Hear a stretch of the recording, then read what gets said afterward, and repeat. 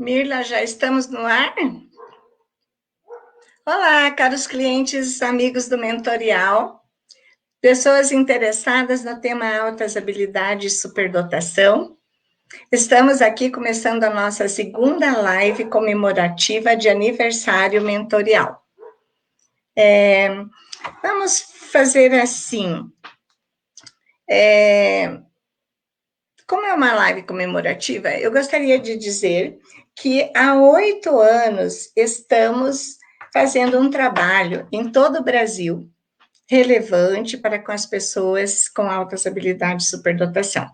Crianças, adolescentes, jovens e adultos, ok? Bom, há muitos anos eu descobri que ninguém se basta. Por isso eu gostaria de citar aqui que o mentorial, ele é construído por uma equipe maravilhosa. Essa equipe é constituída por essa pessoinha nervosa que está aqui conversando com vocês, começando essa interação, tá?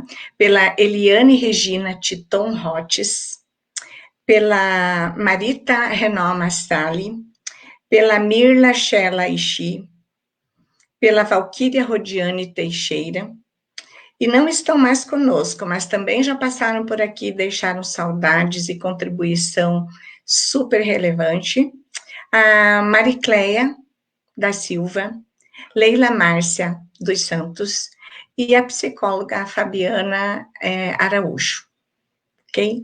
Então, esse time é que faz o mentorial ser o sucesso que ele é. Ontem tivemos nossa primeira live aqui com a doutora Denise Matos e fizemos o sorteio de uma vaga para o grupo de estudos iniciantes que vai começar no segundo semestre deste ano. A psicóloga Valquíria Rodiane Teixeira e a psicopedagoga Marita Renault vão encabeçar esse grupo de estudos. E a Felizarda, sorteada, já está lá na página do Mentorial, foi a Giovana Garcia. Giovana Garcia, que fez algumas interações, fez perguntas, se candidatou e ganhou esta vaga. Parabéns, Giovana, seja bem-vinda ao Mentorial. Estaremos com você, então, aí no próximo semestre, estudando muito. Te prepara, ok?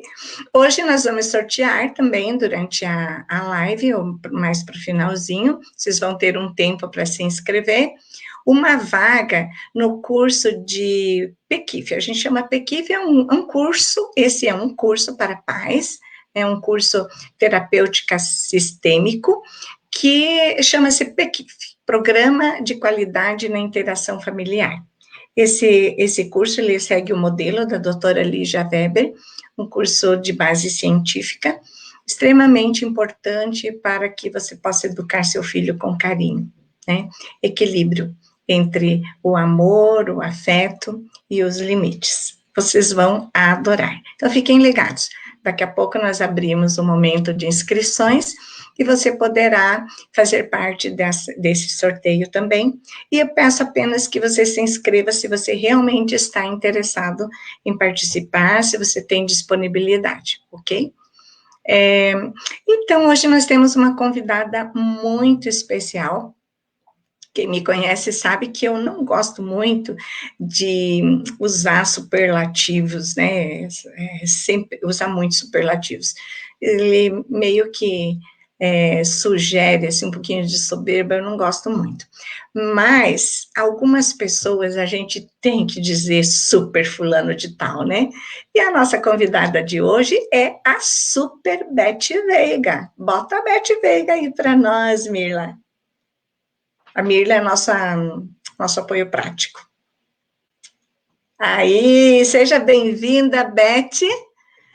A Super Beth Veiga, né, como a Estherzinha apresentou, estará conosco hoje até às 21 horas, respondendo perguntas, né? Então, aquelas perguntinhas que você sempre quis fazer sobre inteligências múltiplas e outros temas relacionados. Então, você pode fazer agora, e nós temos aqui, a Beth é psicóloga, professora, uma educadora de excelência, né? É especializada em pesquisa na área de inteligência, altas habilidades, superdotação. Ela é psicopedagoga, ela é doutora, fez o doutorado dela em Madrid. Enfim, é uma pessoa que domina esse tema.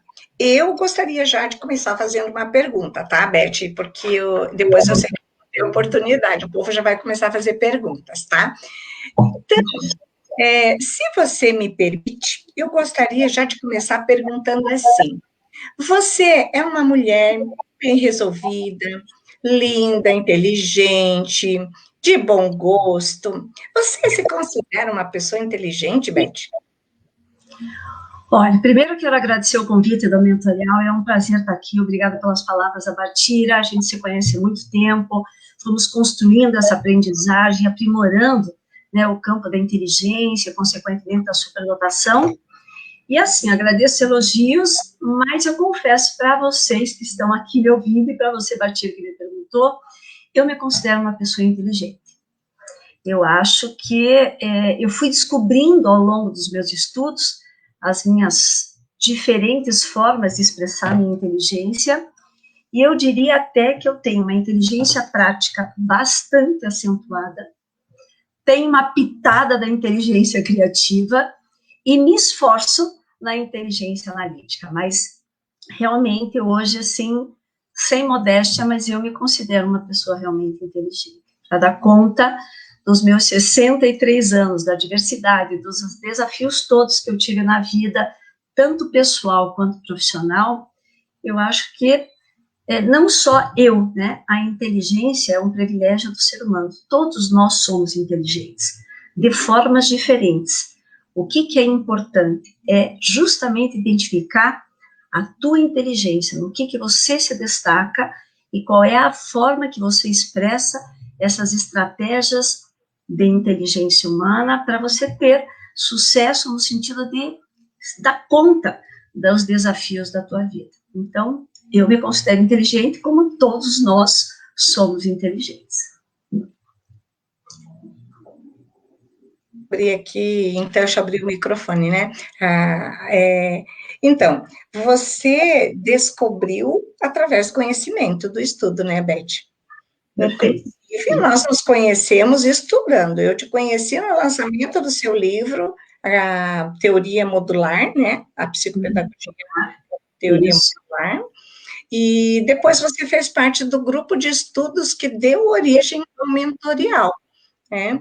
Você chegou lá no grupo de estudo, bagunçou tudo, acabou com o grupo de estudo, transformou o grupo de estudo num grupo de pesquisa, né? E aí a coisa foi fluindo, o mentorial foi nascendo, o grupo de pesquisa foi crescendo, né? E seguimos caminhos diferentes, mas estamos sempre juntinhas em vários momentos. E então, quando você coloca assim que você descobriu, então, que você é uma mulher inteligente, eu também descobri isso. Porque lá em casa eu achava assim, Beth, me corrija se eu estou errado. Antigamente, até o começo do século XIX, as teorias de inteligência nos remetiam para duas fatalidades. Ou você era inteligente ou era burro, né? Lembra? Isso. Se não me engano, foi no final do século XIX que o Gardner, né, começou a colocar em pauta a teoria das múltiplas inteligências, né? E aí a gente foi se dando oportunidade de se descobrir como inteligente em outras áreas, né? Perfeito. Na verdade, Batia, no estudo da inteligência humana, a origem, ela trouxe esse ranço para nós, né, em que fazia essa divisão da pessoa, alguns eram tidos como inteligentes e outras pessoas não. Até porque a origem do estudo trazia a medição da inteligência, que ainda existe, relacionada ao tempo de reação das respostas que as pessoas davam. Então, eu digo, esse ranço, ele nos acompanha até hoje, em que o aluno, o sujeito que tem uma resposta mais lenta, as pessoas leigas entendem isso como menos inteligente, quando, na verdade, isso se refere a processamento da informação, né? A capacidade do sujeito de processar a informação mais rápido ou mais lento, mas isso não é sinônimo de inteligência.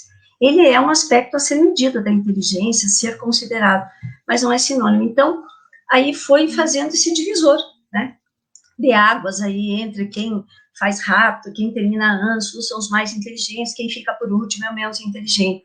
E os estudos do Gardner veio fazer um novo divisor de águas, em que mostra que o nosso cérebro se organiza, né, e ele está organizado de uma forma bastante diversificada, com diferentes capacidades. E isso dá uma visão muito mais humana para as pessoas, porque nós tínhamos esta visão, né? Quem tem a inteligência acadêmica, que vai bem na escola, na lógica matemática, na linguística, era o inteligente. Agora, quem saía bem em educação física, em artes, isso não eram matérias assim tão supervalorizadas, e que, na verdade, são canais de expressão também da inteligência. Então, quando tem essa diversidade, humaniza realmente esse olhar para todas as pessoas, todos os jovens, crianças e adultos, em que você expressa a sua inteligência de forma diferente. E queria dizer boa noite para o pessoal que está entrando, muito obrigada, beijos de saudades, Eliana, Josélia e todo mundo ali. Estão dizendo ali que o povo te considera hiper, mega power, super inteligente, olha aí. Olha, eu agradeço. Eu agradeço, é ligada na tomada, o cérebro também é ligadinho na tomada. Quem trabalhou, quem estudou comigo sabe que é 220, né? É 220. Você falou que você tem uma inteligência muito prática e tem gente pedindo aí para você explicar os tipos de inteligência, né? Já que você falou da inteligência prática, eu acho que tem a ver com o Steinberg, né? Porque quais são os tipos, né? Estão pedindo para você esclarecer sobre isso. Legal. Steinberg é um autor importante que veio clarear, na verdade, a forma de expressão da nossa inteligência, como que esses processos se articulam no nosso cérebro e nós externalizamos a inteligência por estratégias de pensamento. Então, ele cita 3 possibilidades: uma inteligência mais prática, uma mais analítica e uma mais criativa. Todos nós temos as 3, mas temos prevalência. Então, o prático é o sujeito que ele consegue executar muito bem. Então, ele executa a ideia do outro, ele coloca em funcionamento a ideia do outro. É a inteligência do fazer. Então, eu sempre dou esse exemplo que é muito simples. Sempre todos nós aqui que estão juntos sabem que tem uma tia, uma avó que faz um delicioso pudim de leite. E você pergunta, tia, como é que você faz esse pudim? Ela diz, sei, eu vou fazendo. Mas como assim eu vou fazendo? Ela sabe fazer, mas não consegue acessar com facilidade o que o cérebro processa para executar aquela tarefa naquela qualidade tão bem feita. Então, esse é o prático.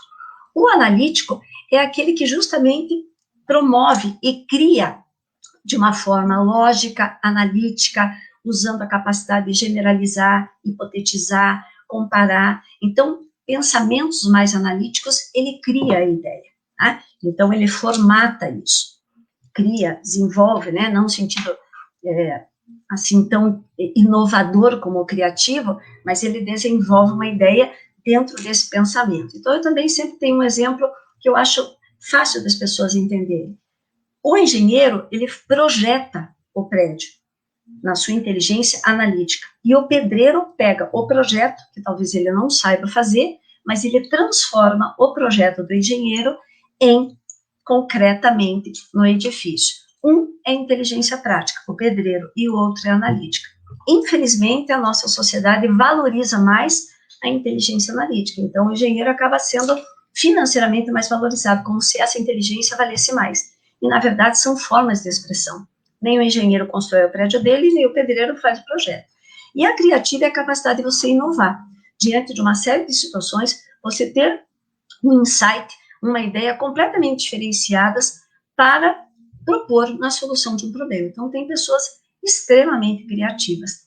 E o criar é importante, o criar que tenha uma utilidade, porque senão eu posso sair falando qualquer coisa, né? Mas aquilo que eu vou propor como criativo, ele tem uma utilidade, ele comporta ali, ele, enfim, se torna, de alguma forma, benéfico para alguma área, para alguma situação. Então, aí a inteligência criativa é extremamente importante, senão hoje nós estaríamos acendendo o nosso jantarzinho na base do palitinho, né? Então, é a criação que faz o desenvolvimento da nossa sociedade. Se hoje a gente está aqui falando e se beneficiando disso, é porque alguém criou essa tecnologia que nos proporciona. Isso faz a evolução, dá os saltos na evolução da humanidade.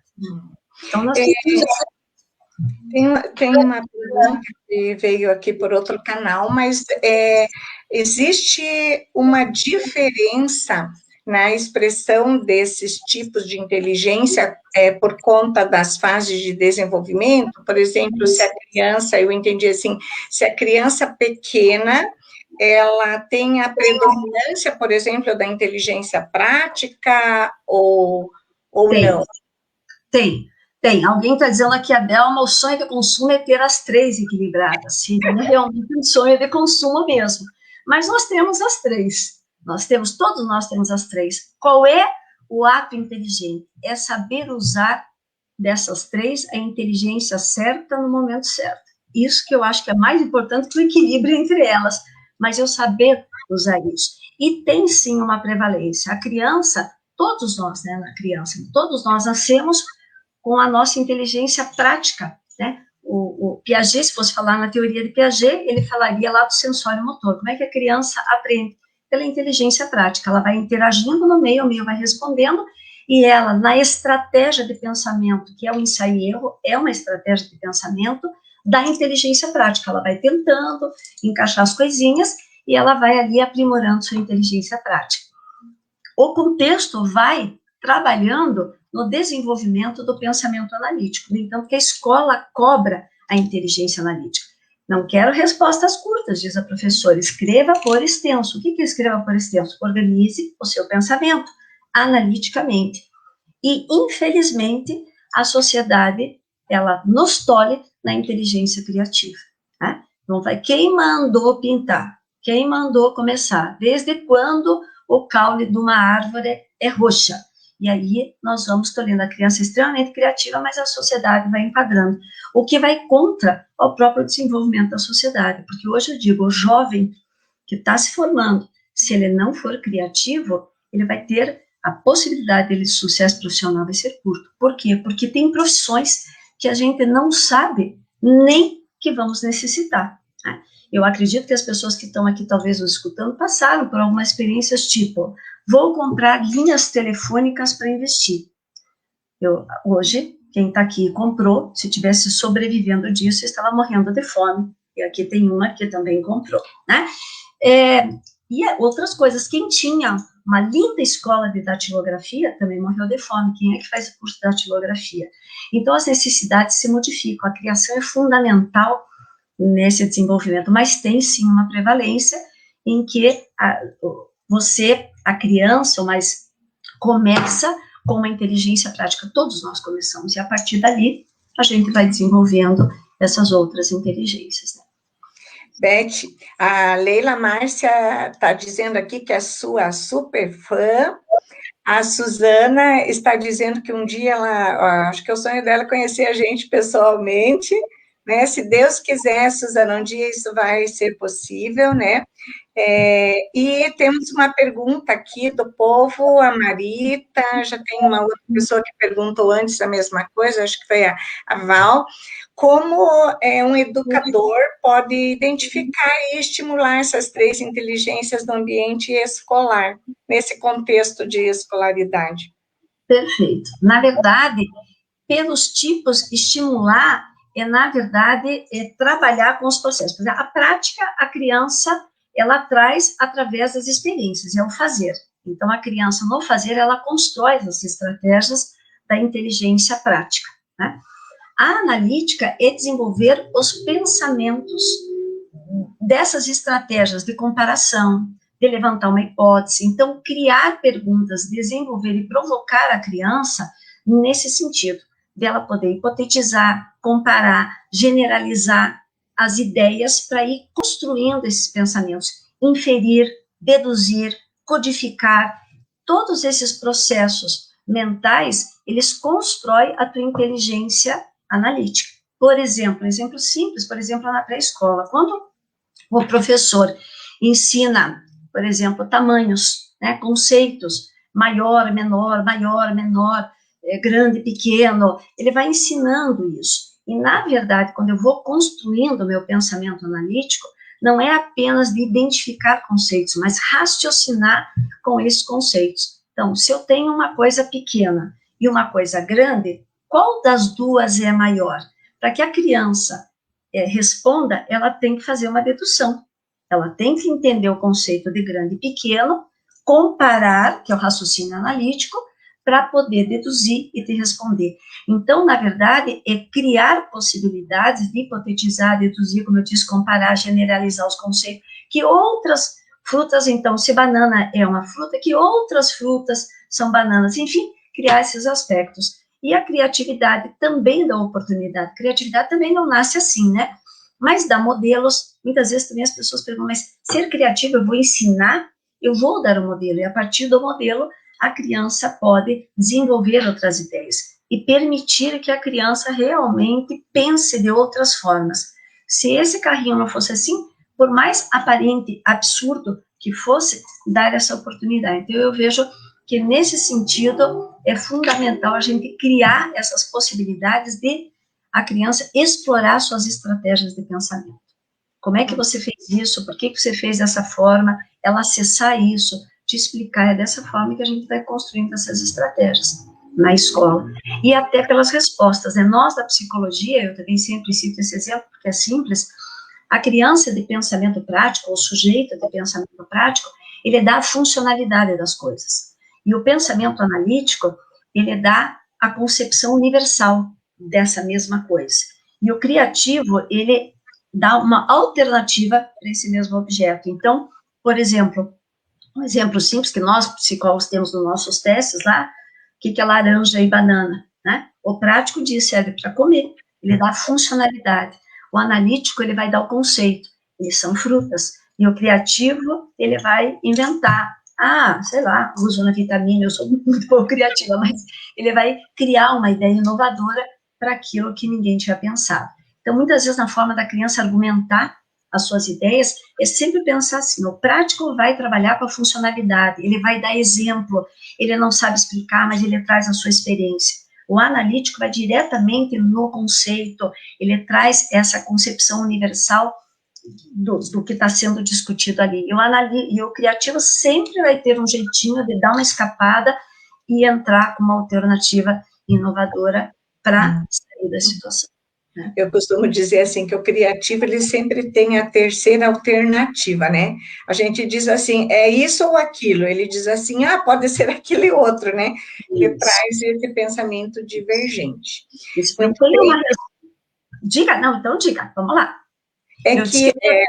A Maria, ela é especialista em educação matemática, apaixonada pela matemática, e ela está dizendo aqui que a matemática valoriza muito a análise, o pensamento analítico.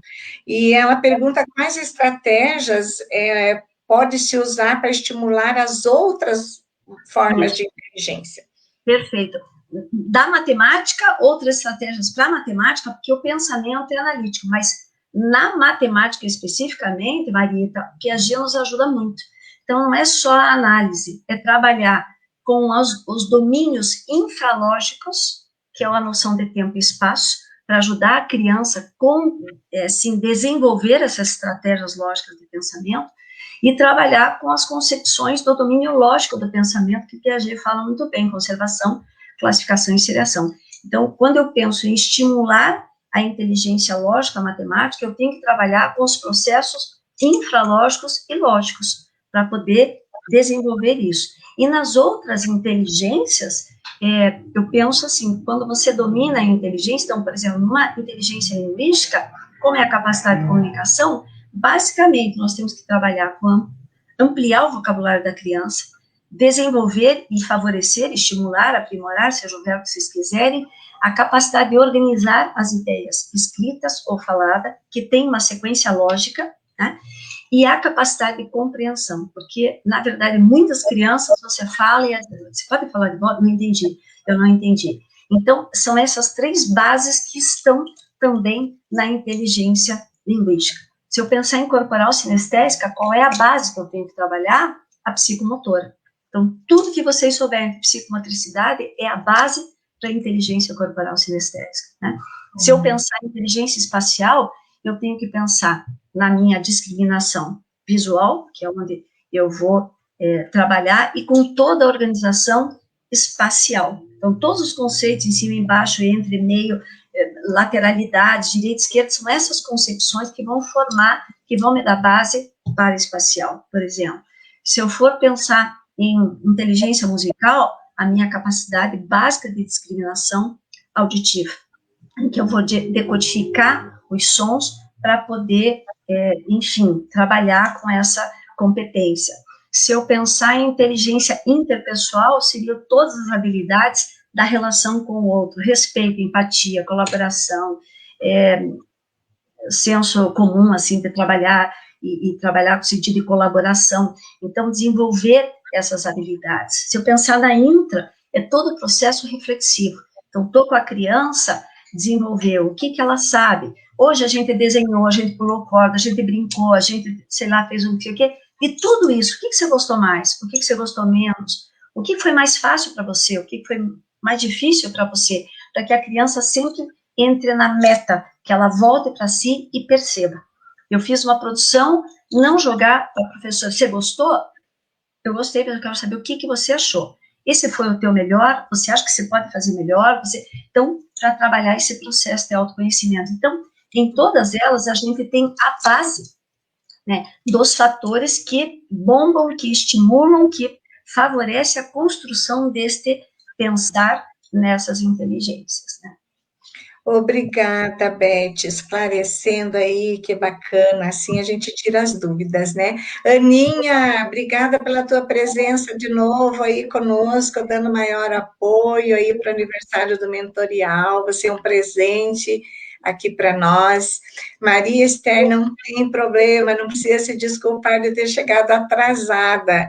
Depois vai ficar gravada a live na página do Mentorial, você pode ir lá assistir, fique tranquila, tá bom? Mais algumas perguntas, deixa eu ver o que eu tenho aqui. Ah, tem mais aqui.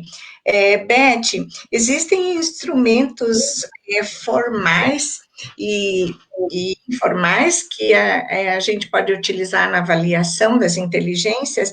Por exemplo, eu vou ser clara, porque eu vi que quem fez a pergunta aqui é psicóloga.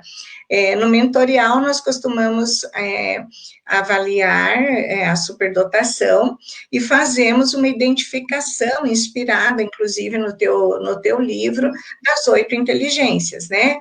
Nós elaboramos atividades, fomos testando, fomos aprimorando para cada tipo de inteligência, conforme a idade, a gente faz esse tipo de observação mais qualitativa, né? Mas nós gostamos de indicar o tipo de inteligência do Stenberg, né? E nós não temos notícia de informar, assim, que tem algum teste formal para identificar os tipos de inteligência. Você conhece? Não, não tem. Não tem. A inteligência hoje, inclusive o Ligard é contra a testagem, né? Ele diz a inteligência não pode ser quantificada em lápis e papel, porque ela é a expressão do pensamento manifesto, você não tem como quantificar, né? E então nós temos como, na verdade, qualificar esse funcionamento desse processo mental chamado inteligência. Então, por isso que quando eu propus toda uma investigação, mas é uma investigação da funcionalidade, mas não é um teste formal, e nós não temos testes formais, né? O que a gente faz, eu acredito que o mentorial também faça, usando o próprio VISC, que é um teste ouro, ou o VAIS, né, para os mais velhos, ele é considerado teste universalmente no mundo todo como teste ouro para medição da inteligência, é fazer essa leitura a partir dos nossos conhecimentos teóricos, extrapolar além. Então, aquele exemplo que eu tinha dado, o que a laranja e a manga têm de comum? Nós estamos trabalhando com semelhança, que é a capacidade classificatória do pensamento verbal, VISC. Mas quando ele diz é fruta, ou ele diz serve para comer, com o respaldo teórico do Stenberg, eu vejo que as respostas, ele conhece o que é, ele sabe, mas com um raciocínio ainda de pensamento prático, ou ele sabe com já um raciocínio de pensamento analítico.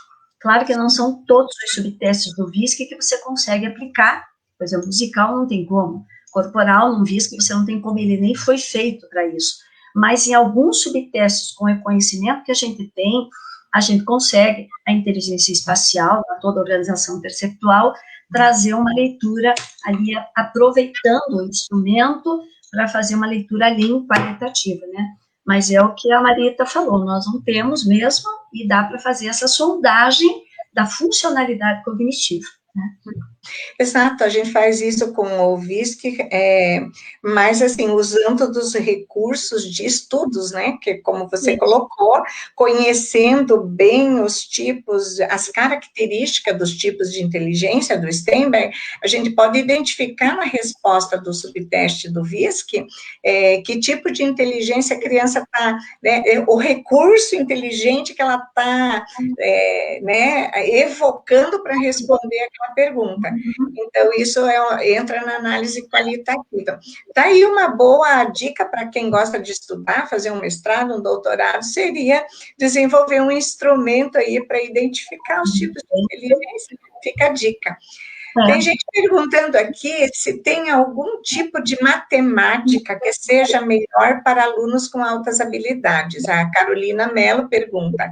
Exemplos, a matemática por raciocínio lógico, utilizada na Alemanha, na Suíça, ou com monta. Existe algum tipo de matemática mais interessante para superdotado? Não, olha, digo para você, Carolina, não conheço. O que eu vejo que é mais interessante para o superdotado é provocação de estratégias lógicas, né, desafiadoras dentro da lógica matemática, mas não nenhum tipo de... Para ele, o que é mais interessante são desafios cognitivos, e daí, no caso, estratégias lógicas, né, criar problemas de lógica, não necessariamente com números, mas que desafia a organização lógica do seu pensamento. Isso é que eu indicaria. E pensar aqueles domínios que eu falei, né? Que pode ser estratégias lógicas de tempo, de seriação, de classificação, de conservação. Se a gente pensasse em aprimorar, a gente iria se beneficiar de Piaget para trazer esses domínios da lógica e criar coisas desafiadoras para que ele resolvesse. Acho que seria, mas não nenhum... Nesse caso, ter um bom conhecimento das teorias de desenvolvimento ajuda bastante, né, Beth? Perfeito, perfeito. Deixa eu falar um pouquinho, nós vamos abrir agora, então, a oportunidade para os nossos seguidores aí participarem do sorteio, né? Então, a partir de agora, quem tem interesse em participar do grupo de pais, o PEQIF, Programa de Qualidade na Interação Familiar, que vai iniciar no segundo semestre na modalidade híbrida, né? Agora tudo é híbrido, né? A gente vai fazendo o que pode, se virando nos 30, 50, 60. Então, é o curso, gente, educar com carinho, né? Com equilíbrio entre o afeto, o limite. Esse curso de paz vai ser realmente extraordinário. Vai ser um grupo pequeno, nós não vamos fazer um grupo muito grande, porque todos precisam participar, ok? Então, a partir de agora, você dá uma corridinha lá na página do Mentorial, clica no curtir, você precisa curtir a página do Mentorial, precisa fazer um comentário aqui no chat, e vai colocar ali assim, hashtag Mentorial 8 anos. Escreveu isso, você vai estar participando do sorteio. Até eu falei no começo, vou dizer para quem chegou depois, no sorteio de ontem, do grupo de estudos, quem foi a sorteada foi a Giovana Garcia, que ganhou a vaga para o grupo de estudos. Então, agora, a partir de agora, até às 21h, exatamente às 21h, você tem a oportunidade de colocar o seu interesse nesse grupo de pais, ok? Vamos continuar, então, com a Super Veiga respondendo perguntas aqui. Eu tinha mais uma pergunta aqui. A Ivone Dias diz que ela tem uma pergunta: como a avaliação psicopedagógica ou pedagógica com indicadores do potencial e inteligência, a criança, mesmo assim, tem que passar pelo teste do VISC? Não necessariamente, né? Dependendo disso que eu digo. O VISC, para mim, é extremamente importante, claro, sou psicóloga, extremamente importante. E depois desses estudos todos da modularidade do cérebro, a leitura que eu faço do instrumento é muito mais ampla. Então, ele tem realmente uma utilidade muito grande na minha avaliação, mas não necessariamente.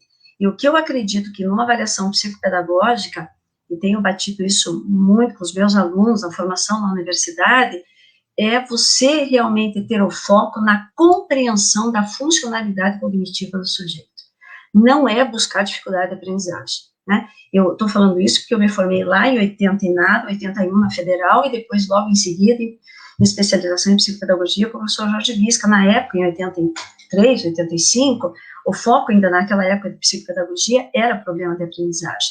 Hoje, anos nesta área, quase 40, né, jurassicamente formada, já há muitos anos, quando a gente recebe na clínica da universidade para avaliação, eu já encontrei dificuldades, eu encontrei o que eu chamo, eu e alguns autores da dispedagogia, o problema está na escola, e já encontrei altas habilidades numa avaliação psicopedagógica. Então, ele vem com uma queixa, mas eu tenho que entender esse funcionamento. Então, necessariamente, eu não preciso do RISC, eu posso ter uma série de instrumentos que vai me dar a leitura desses processos mentais, que não é só inteligência, né? O RISC vai trazer inteligência e os desdobramentos dessas estratégias de pensamento da inteligência, mas eu tenho que entender a atenção, eu tenho que entender a memória, eu tenho que entender esses desdobramentos dos processos mentais que respondem pela cognição, a linguagem, a motivação da criança, o próprio pensar como aquela estrutura. Então, o VISC, ele vai te ajudar na inteligência, com certeza ele vai te ajudar, mas é um dos processos mentais, né, que você estava ali, né? Beth, a pergunta foi para você, se você me permite fazer uma complementação como avaliadora na área da superdotação. Nós, no mentorial, nós também utilizamos a escala Wechsler, né, que é o VISC e a VAIS, porque entendemos a importância de ser um teste científico, de renome, de reconhecimento, até porque a sociedade valoriza muito esse nome, né? Mas a gente deixa bem claro para os pais de que um especialista em altas habilidades de superdotação, ele pode fazer essa identificação com total segurança, sem a utilização de um teste de inteligência. Por que se utiliza, então? Por que nós utilizamos? Primeiro, porque, infelizmente, a sociedade ainda acha que a VISC é quem vai dar o laudo, né? Mas nós temos estudado muito a escala Wechsler no curso de neuropsicologia, entendido que ela nos traz o processo mental que a pessoa usa para responder aquelas questões, e nos aponta, inclusive, estratégias comprometidas, né, de alguns processos mentais. Então, vamos falar, por exemplo, a pessoa pode muito bem, num VISC, ter um resultado 130, e as pessoas olham só no número, mas ela pode ter um comprometimento, por exemplo, nas funções atencionais, na velocidade de processamento, ela pode ter problemas de memória, ela pode ter problemas nas funções superiores cognitivas, enfim, a VISC, ela é muito mais rica do que só esse número de QI que as pessoas sabem, né? Então, assim, mas a gente pode, pela experiência e pelos estudos na área, fazer um processo identificativo sem necessariamente usar o teste QI, né? Perfeito. E hoje, hoje já há muito tempo, né, mas assim, vamos dizer atualmente, é muito claro para nós que estudamos e trabalhamos, vocês que estão ativamente no consultório, que necessariamente uma pessoa com altas habilidades, necessariamente não precisa ter 130 de QI. Isso era uma leitura antiga da inteligência, em que ela era escalonada, e aí se dizia, se está de 90 a 110, ele tem inteligência normal, e acima de 130, eles qualificavam como os superdotados, né? E, infelizmente, Beth, existem instituições que oferecem programas para o superdotado que se pautam nesse número.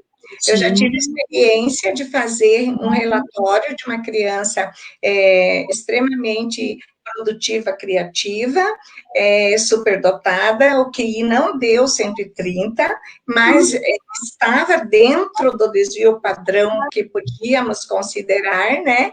E a instituição não o aceitou no seu programa de enriquecimento porque ele não tinha o QI 130. Olha que absurdo, né? É lamentável. Eu também já assinei o meu CRPzinho bem antigo, eu sou formada lá, como eu disse para vocês, em 81, então eu sou o meu CRP dos primeiros 1.000 formados no Paraná, e já assinei o meu CRP com gente com menos de QI. E a Josélia falou que recebeu, não sei se ela recebeu, mas uma avaliação com indicação de dificuldades de aprendizagem, e era altas habilidades. E eu também, Josélia, já vi isso vindo para nós, como dificuldades de aprendizagem, e o sujeito tinha muito pelo contrário, uma alta habilidade, mas muito alta habilidade, né? Então, eles ainda ficam muito invisíveis, às vezes, dentro desses ranços que a educação, infelizmente, carrega, como toda profissão tem os seus ranços, né? Mas nesse sentido, e no nosso é essa coisa, essa visão, assim, muito fechada, ainda em termos de uma compreensão psicométrica da inteligência. Que você mede e você deu, tem. Se não deu, não tem, sem entender essa funcionalidade. Infelizmente, Beth, se você, eu até deixei de participar, mas se você participar de grupos de WhatsApp, grupos de pais, grupos de superdotados, uma das perguntas frequentes das famílias é: quem é o profissional que pode identificar altas habilidades de superdotação? E aí a maioria das pessoas diz assim, o neuropsicólogo, o neuropsicólogo, o neuropsicólogo, ou então, qualquer psicólogo que aplique uma VISC. Então, infelizmente, essa ideia, esse mito de que a inteligência só pode ser identificada por um teste de QI ainda está muito presente no nosso contexto. E temos uma pergunta aqui que é justamente isso, né?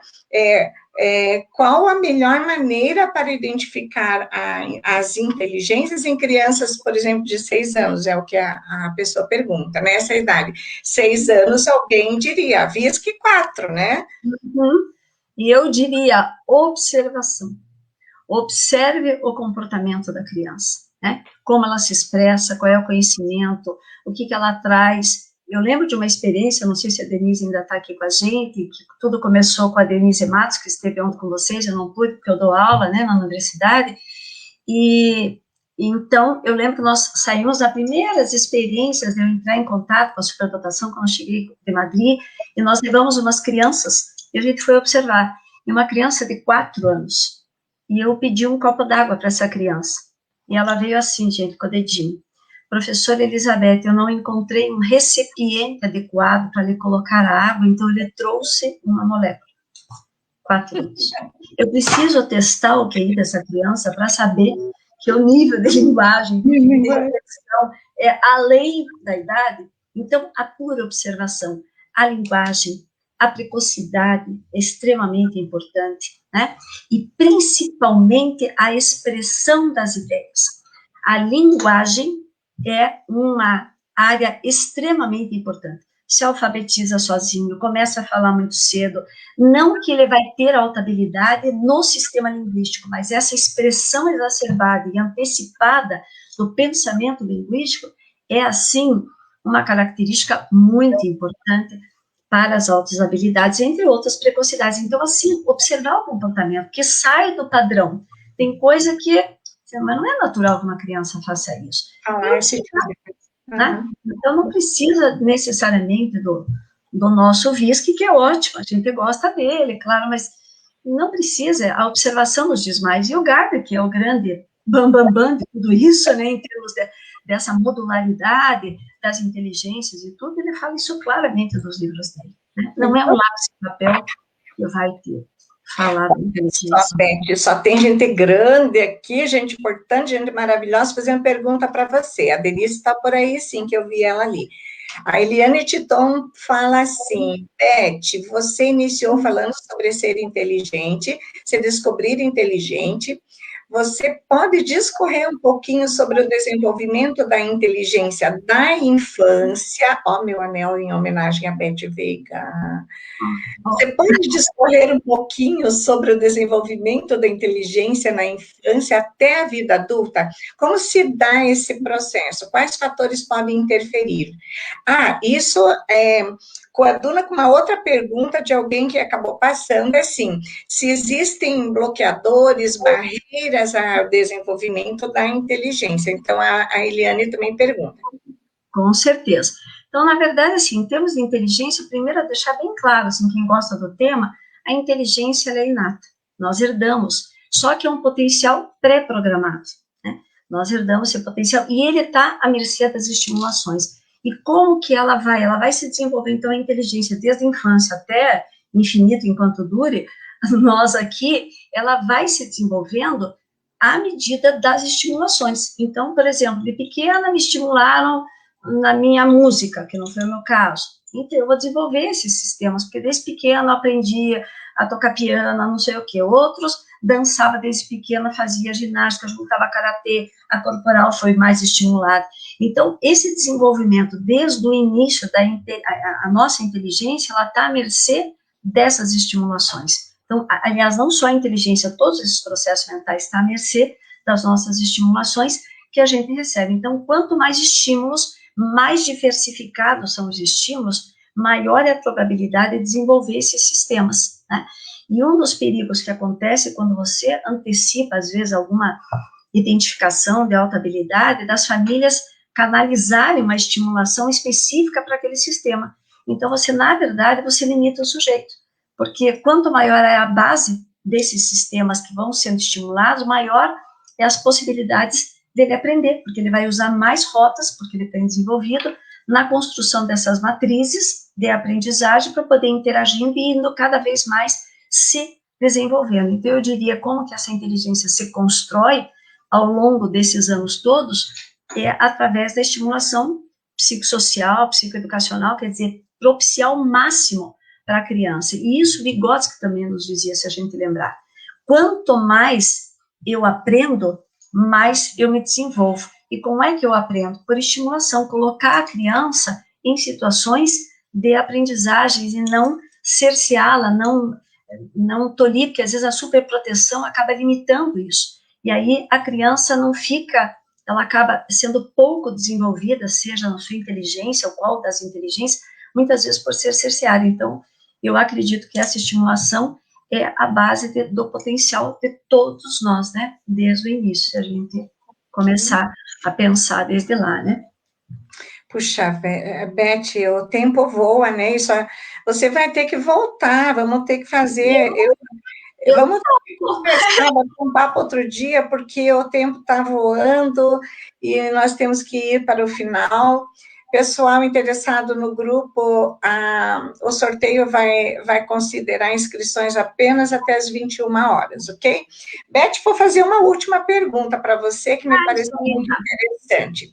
Se a superdotação está relacionada com o funcionamento cerebral, e levando em consideração que o funcionamento do cérebro está setorizado nos funcionamentos, ou seja, nas áreas de inteligência, né? É possível uma pessoa superdotada que sofre um acidente comprometendo o funcionamento cerebral deixar de ser superdotada? Na verdade, é uma pergunta muito legal, né? Eu vou pensar agora junto com vocês. Pergunta de gente inteligente. Não, a pergunta é muito legal. Com certeza, né? O cérebro está organizado modularmente. E se esse sistema, essa alta habilidade, for no módulo, vamos dizer, sei lá, se ela é uma inteligência espacial altamente, então ela é alta habilidade em espacial, e sofrer uma lesão no cérebro desta área cerebral que está localizada em inteligência espacial, com certeza, eu diria, ela teria dificuldade na expressão desse sistema, né? Porque é o órgão cérebro que responde pela expressão psíquica do funcionamento. Então, se ele é lesionado, a expressão psíquica vai estar alterada, né? Então, podemos dizer assim, que ele não deixa de ser superdotado, mas é um superdotado que está com uma expressão desta função, né, neste campo, comprometida.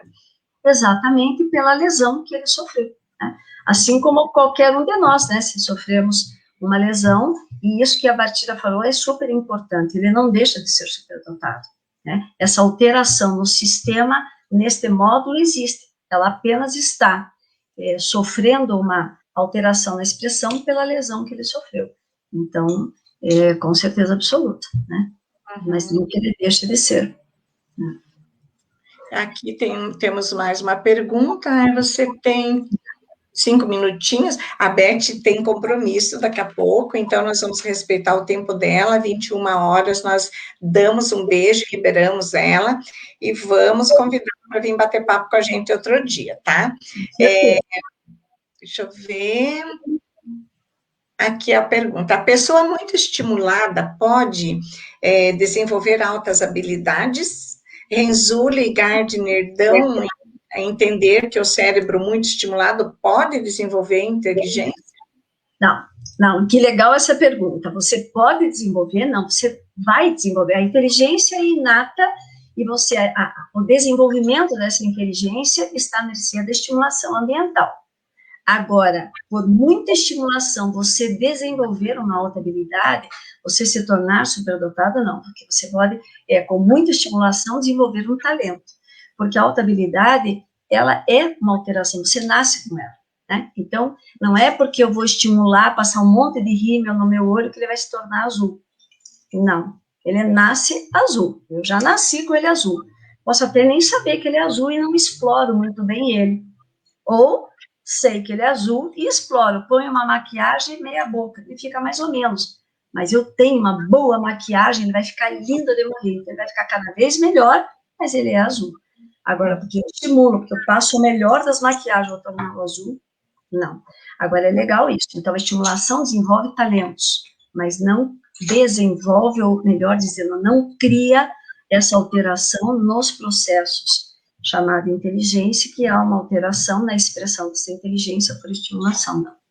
Agora, eu assim, só para talvez ficar mais claro, eu sempre brinco com o exemplo do Neymar. O Neymar tem uma alta habilidade corporal sinestésica, foi percebido isso. O mesmo Neymar, o tênis bamba ali da Tiradentes, ele ia ter uma performance motora. O Neymar, com o tênis que é programado pela NASA para ele, é outra.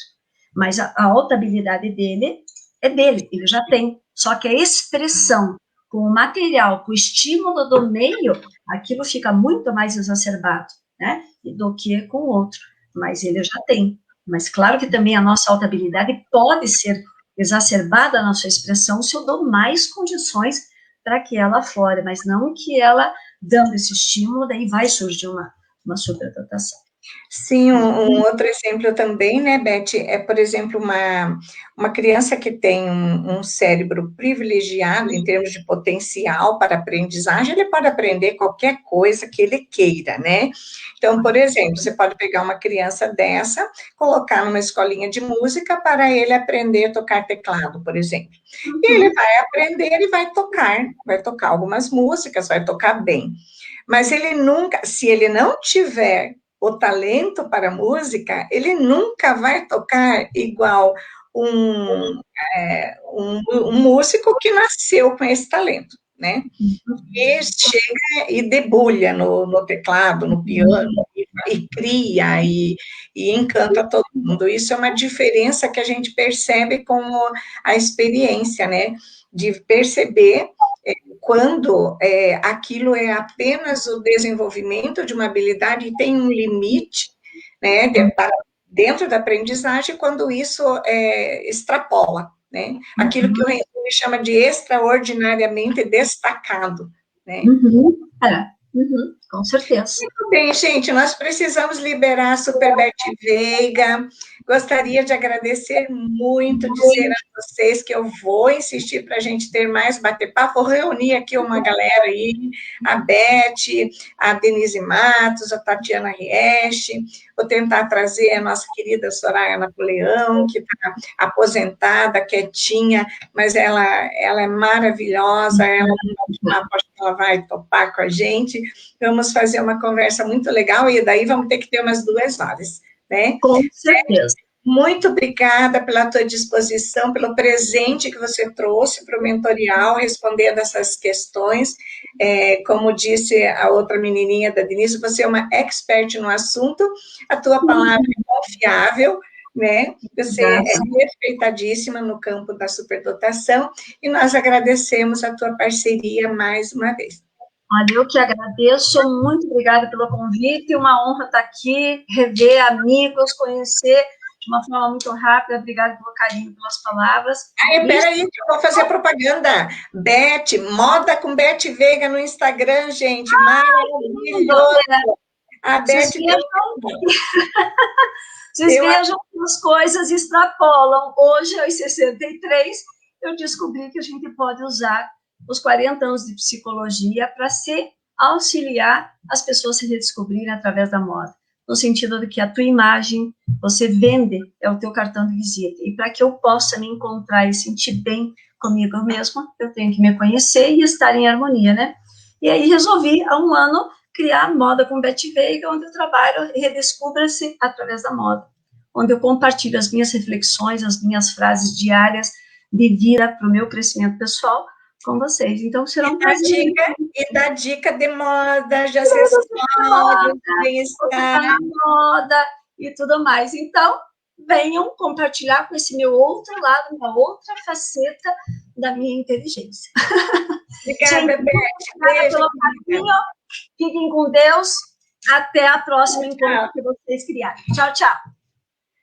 Gente, nós vamos encerrar por aqui a live, mas quem se inscreveu para o sorteio, né, da vaga, daqui a pouco a Mirla faz a filmagem do sorteio, porque é um programa, né, e vocês poderão... já está fazendo, Mirla? Não entendi, já fez? É que eu não enxergo aqui, gente. Preciso... ela já fez. Quem foi... Não estou enxergando o nome, já tenho sorteado. Eu vou esperar você anunciar, para finalizar, daí a gente faz o sorteio. Então tá bom. Então, gente, estou anunciando oficialmente fechada, encerradas as inscrições para o grupo de pais, programa de qualidade na interação familiar.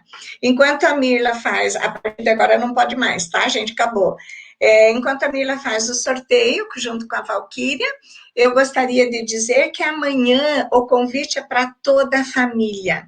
Amanhã estaremos aqui às 20 horas com duas contadoras de histórias, especialista nessa arte de contar histórias, a Delma Luchim e a Miriam Oliveira. Elas vão encantar a você e a seus filhos com histórias maravilhosas. Gente, eu me emocionei só de conversar com elas. Vai ser um momento muito prazeroso e muito interessante que nós teremos amanhã, e vai haver sorteio também, sim. Amanhã sortearemos uma vaga para o grupo de habilidades sociais para crianças superdotadas, que também iniciaremos no segundo semestre, por razões óbvias, né, gente? Esse tem que ser presencial. Tá? Então, amanhã o sorteio se você tem um filho ou tem uma conhecida que tem filho superdotado, entre 8 e 12 e 13 anos, compartilhe, convide, porque essa pessoa pode estar sendo sorteada a participar desse grupo de habilidades sociais, que é muito importante para as crianças superdotadas, ok? Então, vem conosco, amanhã estaremos aqui com esse momento especial. E no sábado, teremos, para fechar as festividades de aniversário do Mentorial, a oficina de bolo de caneca, que será comandada pela linda Ana Júlia, uma das nossas mentoriadas, eu não sei se posso falar assim, mas uma das crianças que nós avaliamos, ok? Saiu aí, Mirla? Nossa, não acredito, eu conheço essa menina. Ela que foi sorteada? Thaís Maneira, é isso? É para você ler o nome das pessoas que vão estar no sorteio. Tá. Eu pensei que ela já tinha sido sorteada, então vamos ler lá. É esse aqui, Daiane Shella M. Oliveira, Gerle, deve ser assim, não sei se estou pronunciando corretamente, Gerle Bom Tempo, Ana Souza dos Santos, Patrícia Kudlaviec, deve ser isso, Dionara Doroti Vargas e Thaís Maneira. Ah, ela está concorrendo, pensei que ela já tinha ganho. Então, 1, 2, 3, 4, 5, são 6 pessoas concorrendo. Bota. Ah, hoje você está colocando aí na tela o sorteio ao vivo, gente, olha que legal. Boa, Carolina, traz teu filho amanhã, faz um programa de família amanhã, traz teu marido, eles vão amar essas contadoras de histórias que nós convidamos para estar aqui no Mentorial. Vamos lá, olha só que chique a tecnologia aí, ó. Hoje o sorteio tá online ali, ó. Elas colocaram lá no programa, vamos ver quem vai participar do nosso grupo. Patrícia Kudlav, tinha que ser com esse sobrenome. Patrícia, você foi a sorteada, parabéns. A vaga do curso de paz é sua. Aí você convida teu marido para fazer junto, tá bom? Parabéns. Os próximos não desistam. Amanhã temos mais sorteio. Obrigada pela presença de vocês, pela parceria, pela participação. Vocês são a razão de nós existirmos. O incentivo, o amor, o carinho que vocês têm demonstrado pelo Mentorial tem nos sustentado, ok? Então, boa noite a todos, obrigada e beijo, até amanhã.